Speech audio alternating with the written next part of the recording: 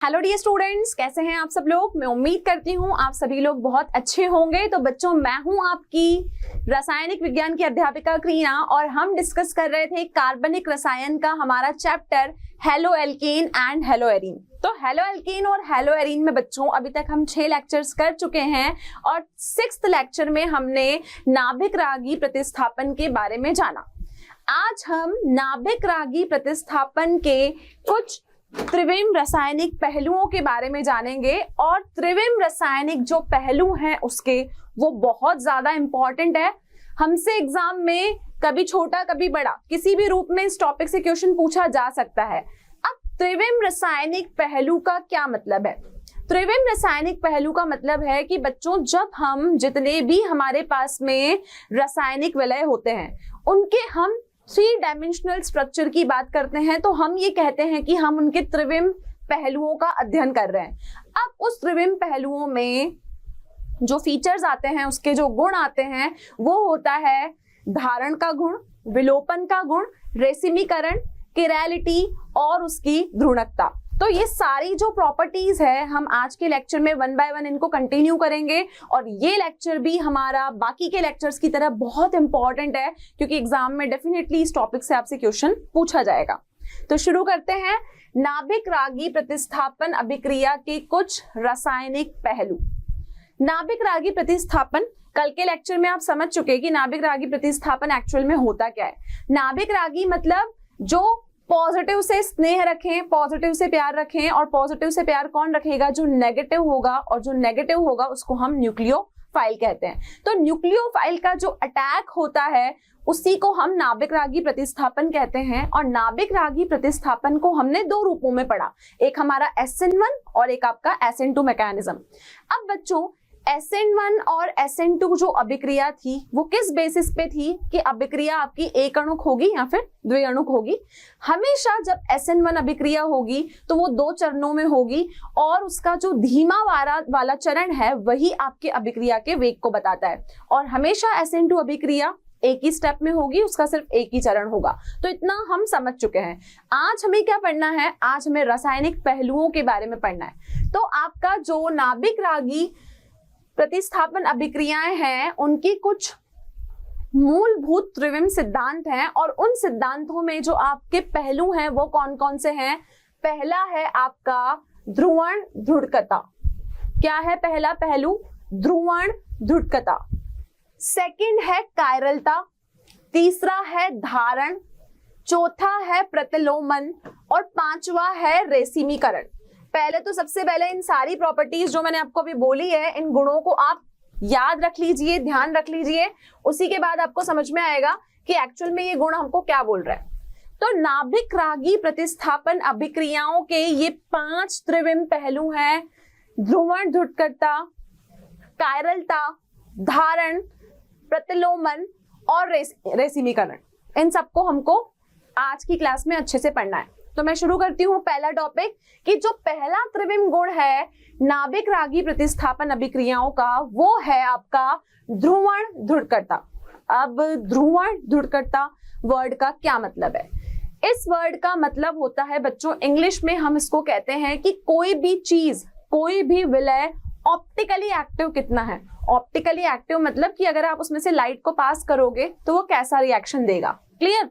तो सबसे पहले हमें जानना है ध्रुवण ध्रुवणकता के बारे में। तो देखते हैं कि ध्रुवण ध्रुवणकता हम किसे कहेंगे। नाभिक रागी प्रतिस्थापन के त्रिविम रासायनिक पहलुओं में हमें सबसे पहले जानना है ध्रुवण ध्रुवणकता के बारे में।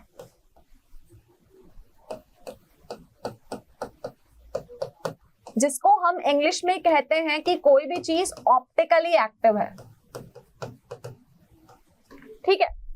अब बच्चों, जब मैं किसी भी लाइट की बात करती हूं या मैं कोई भी आपसे विद्युत तरंगों की बात करूं तो आपको पता है कि जो आपकी लाइट होती है, लाइट हमेशा आपकी इस फॉर्म में आप दिखाते हो। हम जानते हैं कि जो हमारी लाइट होती है वो हमेशा विद्युत तरंगों के रूप में होती है। हम हमेशा कहते हैं कि लाइट हमारी एक एनर्जी है जिसको हम इलेक्ट्रोमैग्नेटिक वेव्स की फॉर्म में देखते हैं। ठीक है। अब बच्चों, अगर आपने लाइट को सामान्य माना, जैसे मैं बोल रही हूं कि हमने कोई भी लाइट ले ली जिसको हम प्रकाश कहते हैं, उस प्रकाश को हमने क्या किया, उस प्रकाश को हमने एक निकोल के प्रिज्म में से पास किया। किस में से पास किया? निकोल के प्रिज्म में से हमने उस प्रकाश को पास किया। ये है आपका निकोल का प्रिज्म।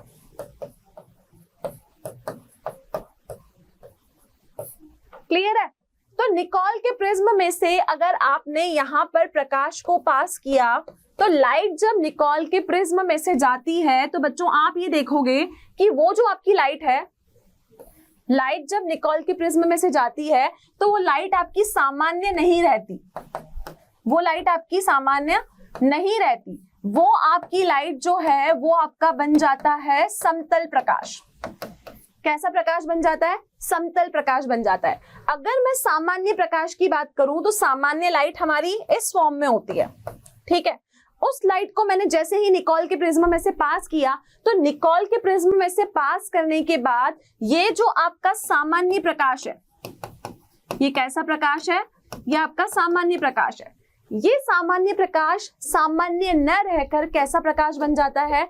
समतल प्रकाश बन जाता है। और यही हम कहते हैं, यही प्रॉपर्टी हमारी होती है कौन सी? ध्रुवीय ध्रुवण ध्रुवकर्ता। क्लियर? तो हम इसको बोलेंगे कि कोई भी चीज अगर निकोल प्रिज्म में से पास हुई और उसने हमें इस तरीके का समतल प्रकाश दिया तो हम कहेंगे कि कोई भी चीज ऑप्टिकली क्या है? ऑप्टिकली एक्टिव है। क्लियर? अब ध्रुवण ध्रुवकर्ता को हम और विस्तार में समझते हैं। कुछ यौगिकों के विलयन में से समतल ध्रुवित प्रकाश गुजारे जाने पर, जो कि सामान्य प्रकाश को निकोल प्रिज्म से गुजारने पर प्राप्त होता है, वह उसके तल को ध्रुवित कर देते हैं। मैंने आपको बोला कि निकोल प्रिज्म में से जब आप सामान्य प्रकाश को डालोगे तो वो प्रकाश अब सामान्य नहीं रहेगा, वो कैसा प्रकाश बन गया? वो समतल प्रकाश बन गया। समतल प्रकाश में गुजारेंगे हम किसको? कुछ यौगिकों के विलयन को।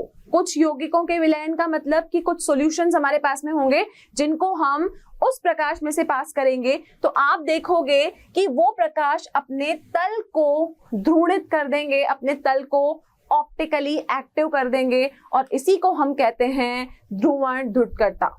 क्लियर? मैं एक और बार रिपीट कर रही हूं कि जब आप सामान्य प्रकाश को निकोल प्रिज्म में से पास करेंगे तो वो प्रकाश सामान्य नहीं रहेगा, वो अब समतल प्रकाश बन चुका। सामान्य प्रकाश हमारा क्या बन चुका? सामान्य प्रकाश बच्चों क्या बन चुका? सामान्य प्रकाश आपका समतल प्रकाश बन चुका। अब ये जो सामान्य प्रकाश समतल प्रकाश बन चुका है, इसमें अगर आपने किसी भी यौगिक के विलय को डाला तो आप देखोगे कि वो अपने तल को क्या कर देगा? वो अपने तल को ध्रुवित कर देगा और इसी को हम कहते हैं ध्रुवण ध्रुवकर्ता। क्लियर है? चलिए, ध्रुवण ध्रुवकर्ता का जो आपका गुण है, ये जो ध्रुवण ध्रुवकर्ता का गुण है, ये आपके बहुत सारे विलय ऐसे हैं जो इस गुण को रखते हैं, जो इस गुण को पजेस करते हैं। तो हम देखेंगे कि ध्रुवण ध्रुवकर्ता का जो आपका गुण है वो किन सब्सटेंसेस में होता है। ध्रुवण ध्रुवकर्ता को हमने दो रूप में समझा। एक हुआ हमारा सामान्य प्रकाश जिसको हमने बोला अध्रुवित तल, और दूसरा हमारा हो गया समतल प्रकाश। ठीक है। अब बच्चों ये सामान्य प्रकाश समतल प्रकाश आपका कब बना? जब आपने इसको निकोल प्रिज्म से पास किया। अब होगा क्या? हम ये बोल रहे हैं कि जब भी किसी विलय में, जब भी किसी यौगिकों के विलय में आप इस समतल प्रकाश को पास करेंगे तो आप ये देखेंगे कि वो अपने तल को क्या कर देगा? तल को ध्रुवित कर देगा। ध्रुवित करने का क्या मतलब है? वो उसको पोलराइज्ड कर देगा, ऑप्टिकली एक्टिव कर देगा। तो बच्चों जब भी ऐसी चीज होती है तो क्या होता है कि जो उसकी दिशा होती है, या तो वो घड़ी की सुई की दिशा में घूमता है जिसको हम क्लॉकवाइज कहते हैं, या फिर वो घड़ी की दिशा से उल्टी दिशा में घूमता है जिसको हम एंटी क्लॉकवाइज कहते हैं। तो जो भी आप कोई कंपाउंड लोगे, जब भी आप कोई विलय लोगे तो आप देखोगे कि या तो वो क्या करेगा? घड़ी की दिशा में घूमेगा, या आप क्या देखोगे कि वो घड़ी की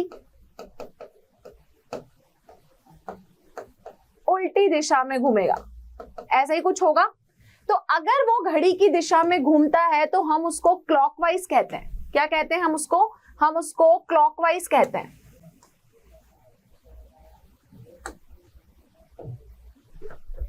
कोई चीज घड़ी की दिशा में घूमती है तो हम उसको क्लॉकवाइज कहते हैं, अगर वो घड़ी की दिशा में नहीं घूमती तो हम उसको एंटी क्लॉकवाइज कहते हैं। तो बच्चों जब ये प्रकाश को आप किसी भी वलय में से पास करोगे तो या तो क्या होगा, वो घड़ी की दिशा में घूमेगा या वो घड़ी की उल्टी दिशा में घूमेगा।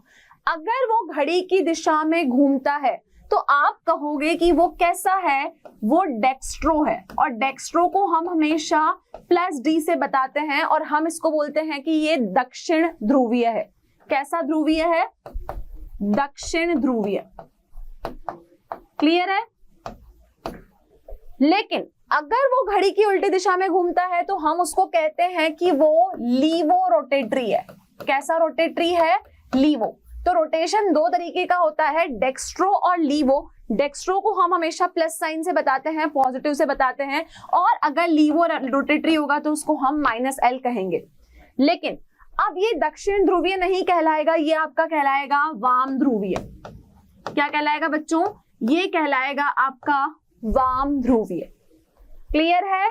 तो समतल प्रकाश को आपने किसी भी वलय में से पास किया तो वो वलय क्या करेगा, जो उसका स्ट्रक्चर है या तो वो क्लॉकवाइज रोटेट कर जाएगा या फिर एंटी क्लॉकवाइज रोटेट कर जाएगा। अगर वो क्लॉकवाइज रोटेट करता है तो आप कहोगे कि वो +d स्ट्रक्चर है, दक्षिण ध्रुवीय है, और अगर वो घड़ी की उल्टी दिशा में चलता है तो आप कहोगे कि वो लीवो रोटेटरी है, और लीवो रोटेटरी को हम -l से रिप्रेजेंट करते हैं।